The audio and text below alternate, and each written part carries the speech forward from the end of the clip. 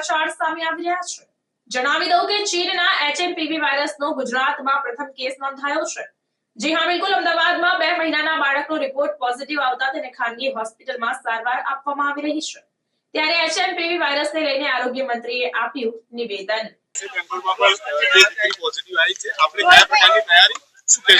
મારી પાસે એની હકીકતમાં કોઈ વિગતો અત્યારે ઉપલબ્ધ નથી, પણ હું કહું છું તમે કહો છો, પણ મારી પાસે ઓફિશિયલ વિગતો આવે એટલે એ બાબતે હું કઈ કહીશ।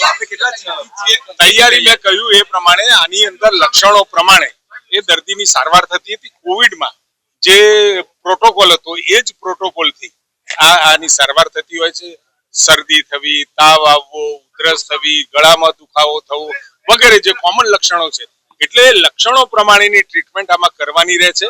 આમાં જે ટેસ્ટ કરવાનો છે, ટેસ્ટ માટેની કીટો પણ આપણે હવે વ્યવસ્થા કરવા તરફ છીએ અને લગભગ 2-3 દિવસમાં દરેક હોસ્પિટલમાં આ કીટો ટેસ્ટિંગ જેમથી કોવિડ આપણે જોઈ ચૂક્યા અને હું તો એવું માનું છું કે અત્યારે આપના દ્વારા આ સમાચાર સરકાર બિલકુલ જાગૃત છે, કેન્દ્ર સરકાર પણ જાગૃત છે। આદરણીય નડ્ડાજીએ પણ આના ઉપર વ્યક્તિગત રીતે ધ્યાન આપી રહ્યા છે, ડિપાર્ટમેન્ટ પણ આપી રહ્યું છે, અને આપણી જે ભારતની સંસ્થાઓ છે એ પણ આના ઉપર બહુ વિશેષ ફોકસ કરી રહ્યું છે।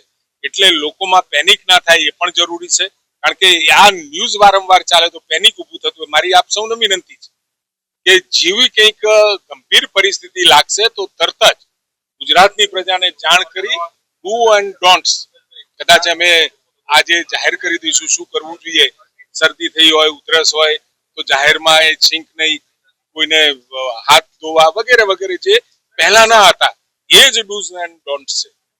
આખી દુનિયાની અંદર જે રીતે કોવિડનું પ્રમાણ વધ્યું અને આ તો ભારત 144 કરોડનો દેશ હતો, અને છતાં પણ કેન્દ્ર સરકાર અને આદરણીય નરેન્દ્રભાઈએ વ્યક્તિગત રસ લઈ અને લોકડાઉન થી લઈ અને છેક સુધી કોવિડની રસી શોધાય ત્યાં સુધી ના પગલા જે લીધા, એના કારણે આવડા મોટા દેશમાં દુનિયાને પણ ચિંતા હતી કે ભારતનું શું થશે, પરંતુ નેતૃત્વ નરેન્દ્રભાઈ મોદીનું હતું।